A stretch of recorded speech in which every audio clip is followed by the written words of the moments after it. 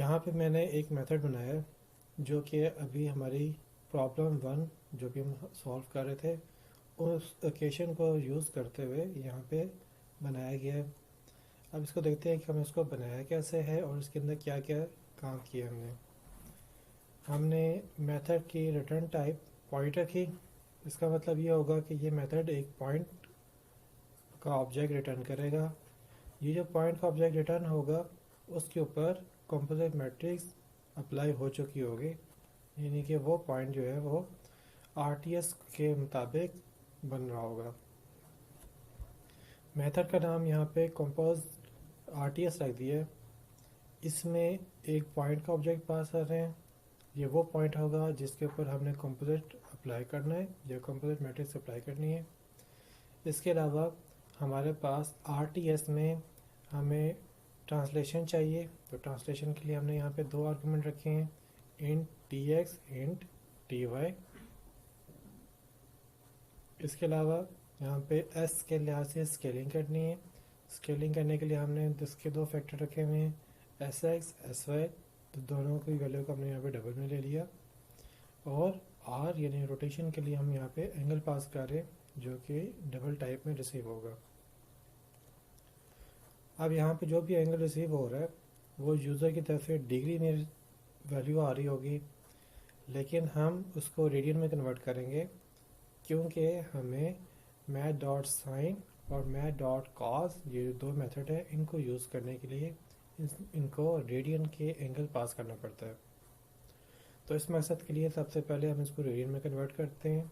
तो हमने एक वेरिएबल बनाया रेड एंगल और इसको मैथ डॉट टू रेडियन के मेथड को यूज़ करते हुए इसमें एंगल की वैल्यू पास करके जो कि डिग्री में होगा, हमने इस मेथड को कॉल करवा के इससे वैल्यू को रेडियन एंगल में कन्वर्ट कर लिया और वो रेडियन एंगल की जो वैल्यू है वो रेड एंगल वाले वेरिएबल में सेव हो जाएगी।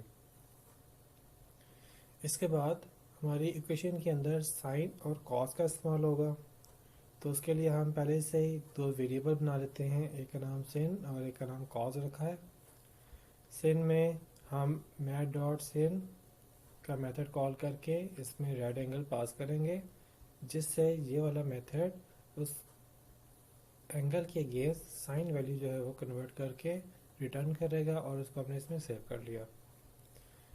इसी तरीके से मैथ डॉट कॉस का मेथड रेड एंगल्स की वैल्यू को गेट करके उसकी कॉस के अगेंस्ट जो वैल्यू बनती है वो रिटर्न करेगा और हमने इसको इस कॉस वाले वेरिएबल में सेव कर लिया।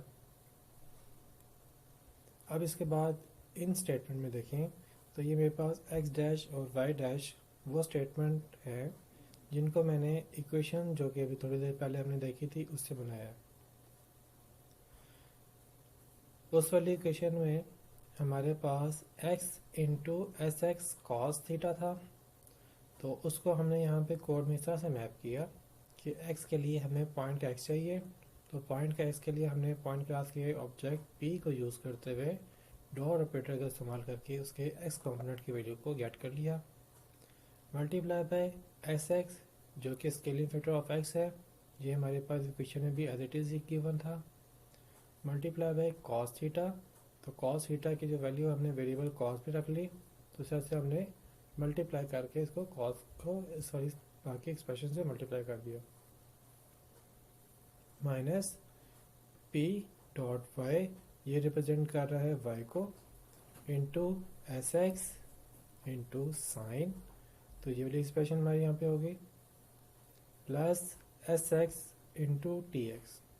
ये सारी जो हमारे पास एक्सप्रेशन लिखी गई है ये on the basis of equation है जो कि हमने थोड़ी देर पहले देखी है।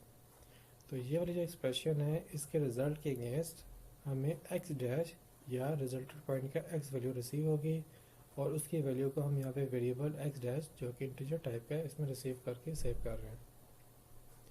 इसी तरीके से वाई डैश जो कि पॉइंट की वाई की वैल्यू होगी, हम उसको गेट करने के लिए उसी इक्वेशन को हमने यहाँ पे मैप किया जो कि हमारे पास बनती है p dot x into s y into sine plus p dot y into s y into cos plus s y into t y. इसका जो रिज़ल्ट आएगा वो हमारे पास रिजल्टेंट पॉइंट का वाई वैल्यू होगी और उसको हम यहाँ पे वेरिएबल वाई डैश में सेव कर रहे हैं। डियर स्टूडेंट्स, हमारे पास जो पॉइंट के दो कंपोनेंट्स होते हैं वो डिस्क्रीट या इंटीजर वैल्यू के होते हैं और हमारी इस कैलकुलेशन में जो रिज़ल्ट है वो डबल या फ्लोटिंग वैल्यू में आ सकता है।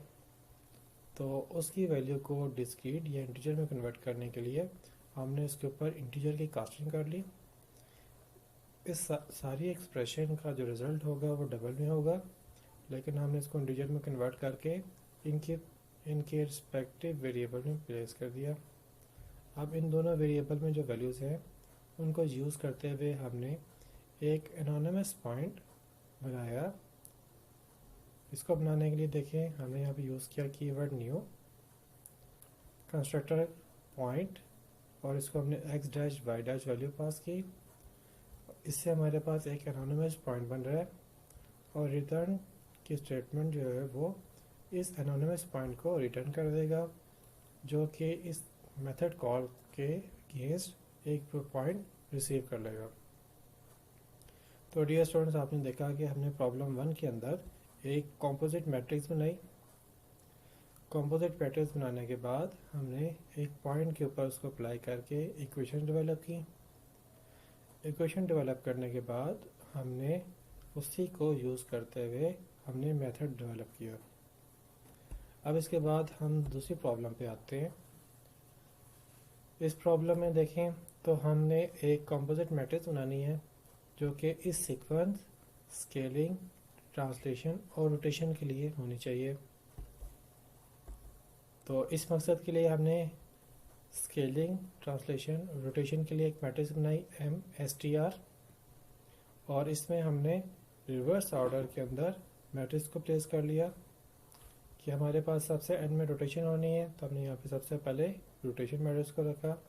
उसके बाद ट्रांसलेशन होनी है तो उसके बाद हमने ट्रांसलेशन को रखा और स्केलिंग होनी है तो स्केलिंग को हमने राइट मोस्ट पर रखा। इसके बाद इसकी नोटेशन के अगेंस्ट इन मैट्रिक्स को हमने प्लेस कर दिया। तो सबसे पहले हमारे पास यहाँ पे रोटेशन मैट्रिक्स है मल्टीप्लाई बाय ये ट्रांसलेशन मैट्रिक्स है मल्टीप्लाई बाय ये हमारे पास स्केलिंग मैट्रिक्स है। हम इन दो मैट्रिक्स को रोटेशन मैट्रिक्स और ट्रांसलेशन मैट्रिक्स को जब मल्टीप्लाई करेंगे तो उससे हमारे पास ये वाली मैट्रिक्स बनेगी। इस वाली मैट्रिक्स में हमारे पास क्या कंपोनेंट्स हैं, तो यहाँ पे हमारे पास है cos theta minus sine theta, tx cos theta minus ty sine theta, sine theta cos theta tx sign theta plus ty cos theta 0 0 1। ये वाली जो मैट्रिक्स है वो रोटेशन मैट्रिक्स और ट्रांसलेशन मैट्रिक्स को मल्टीप्लाई करने से हमारे पास बन गई है।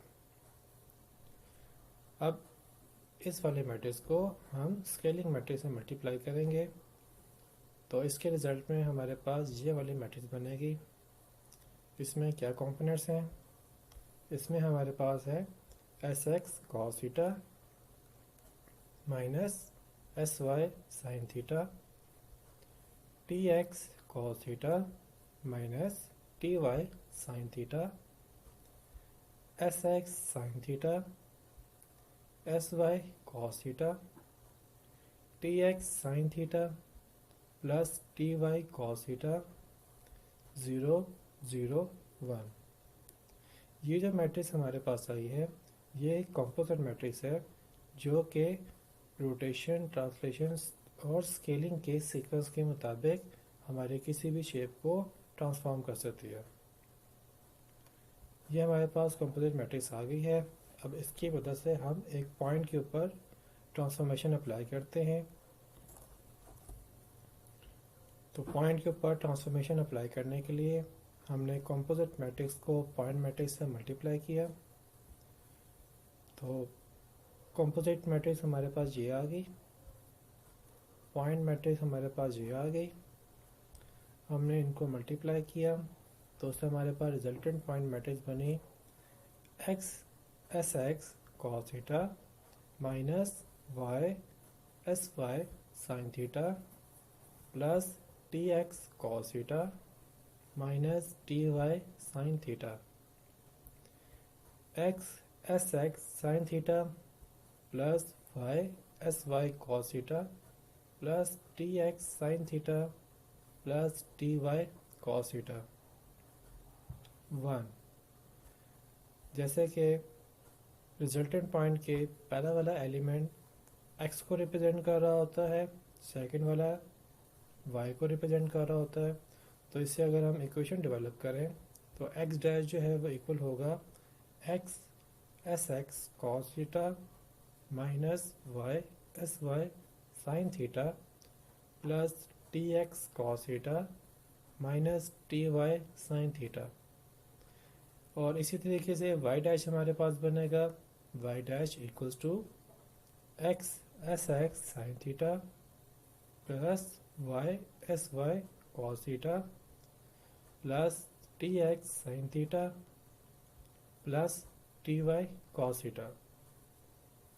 तो डियर स्टूडेंट, हमारे पास ये इक्वेशन बन गई हैं। अब इन इक्वेशन को यूज़ करके हम एस टी आर के लिए एक जावा मेथड लिख सकते हैं